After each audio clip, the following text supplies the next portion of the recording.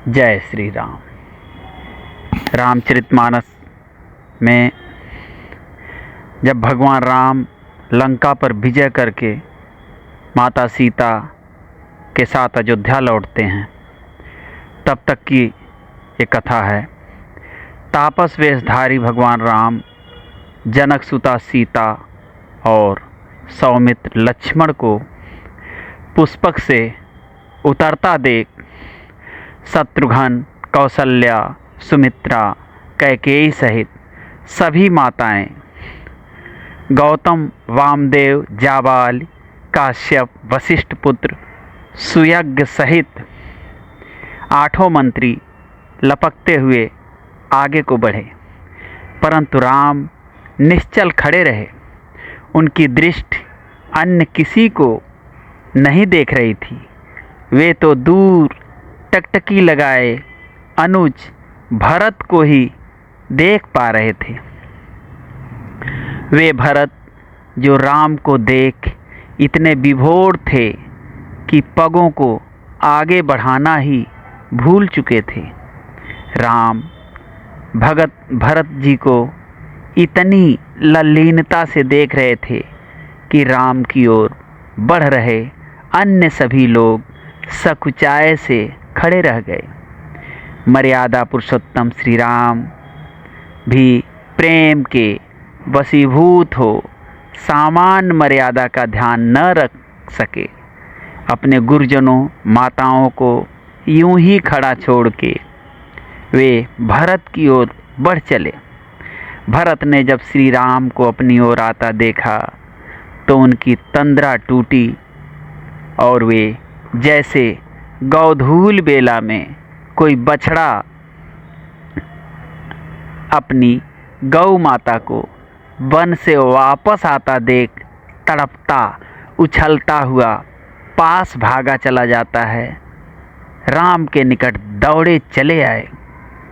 श्री राम ने अपनी भुजाएं फैला दी, परंतु भरत ने राम की बाहों का मोह त्याग उनके चरण पकड़ लिए। कितने बड़भागी हैं वे जिन्हें राम की खुली बाहें मिलती हैं, और कितने सौभाग्यशाली हैं वे जिन्हें राम के चरणों में लौटने का अवसर मिलता है। राम ने उन्हें कितनी ही प्रयासों के बाद उठाया और गले लगा लिया। भरत को हिचकियां रुक ही नहीं रही थी। श्री राम भी भरत जैसा भावुक भक्त पाकर अपने अश्रुओं को रोक ना सके। जब दोनों प्रकृतिस्थ हुए तो राम को अपनी भूल ज्ञात हुई।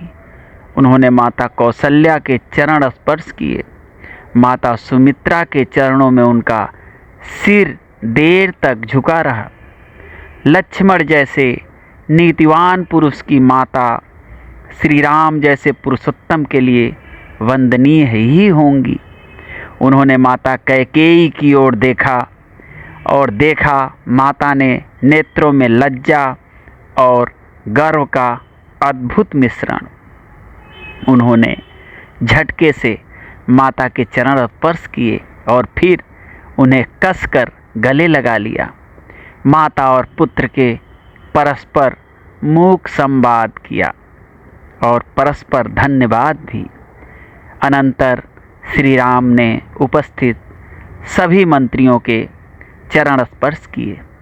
वे अपने बाल सखा वशिष्ठ पुत्र सुयज्ञ के चरणों में भी झुकने को हुए, परंतु सुयज्ञ ने इसका अवसर ही नहीं दिया और बिलखते हुए श्री राम के हृदय से लग पड़े। कितने वर्षों बाद आज सभी के चेहरों पर हंसी खेल रही थी। सबके नेत्र बरस रहे थे। श्री राम और लक्ष्मण ने भरत एवं अन्य का परिचय अपने सभी मित्रों से कराया। भरत ने सुग्रीव को गले लगाते हुए कहा कि हम भाई आज 4 से 5 हुए। विभीषण से गले मिलते हुए भरत ने उन्हें सांत्वना दी। सभी औपचारिकताओं के पश्चात भरत अपने मस्तक पर अंजलि बांधकर श्री राम से बोले, महाबाहो, आपने मेरी माता का आदर करते हुए यह राज्य मुझे दे दिया था, नरेंद्र जैसे आपने मुझे दिया था, उसी तरह अब यह राज्य मैं आपको वापस करता हूँ। हे शत्रुसूदन, कौआ क्या कभी हंस की चाल चल सकता है, या कोई गधा क्या कभी घोड़े की गति पा सकता है? मैं भी क्या कभी आपके समान राज्य का पालन कर सकता हूँ? मैंने आपकी ही आज्ञानुसार इस राज्य की सेवा की है। अब आप हमारे राजा हो और मुझे अपने एक चाकर के रूप में स्वीकार करें। मैंने बहुत भोग लिया नरेंद्र, अब मुझे श्री चरणों में रहने का सुख मिले। राज्य बड़े भाई का होता है और बड़े भाई का स्नेह छोटे भाई को मिलता है। भाग्य का लेख देखिए कि जो राज्य बड़े भाई को मिलना था वह मुझ अधम को मिला, और जिस बड़े भाई के प्रेम का पहला अधिकारी उसके छोटे अनुज अर्थात मेरा होना था, वह मुझसे अनुज लक्ष्मण को मिला। मुझे अनुज लक्ष्मण से ईर्ष्या होती है। प्रभु, मेरी इस हठ प्रार्थना को स्वीकारें, सिंहासन पर आरूढ़ हों और अपने चरणों में इस दास को स्थान दें।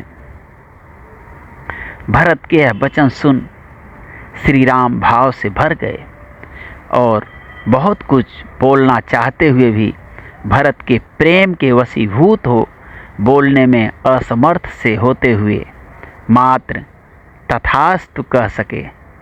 शत्रुघ्न ने कई नापित बुलवाए थे, परंतु श्री राम ने उन्हें रोककर अपने हाथों से भरत, लक्ष्मण और शत्रुघ्न को स्नान करवाया।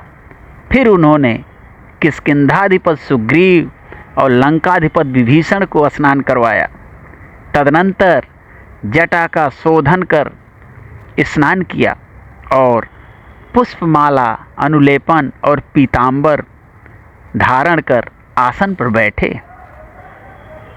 शत्रुघ्न ने अपने हाथों लक्ष्मण का श्रृंगार किया। माता कैकेयी ने अपने हाथों जगत जननी का मनोहर श्रृंगार किया। माता कौशल्या और राजा दशरथ की अन्य पत्नियों ने सुग्रीव और अन्य वानरों की सभी पत्नियों का श्रृंगार किया। सारथी सुमंत सूर्य के समान देदीप्यमान रथ ले आए।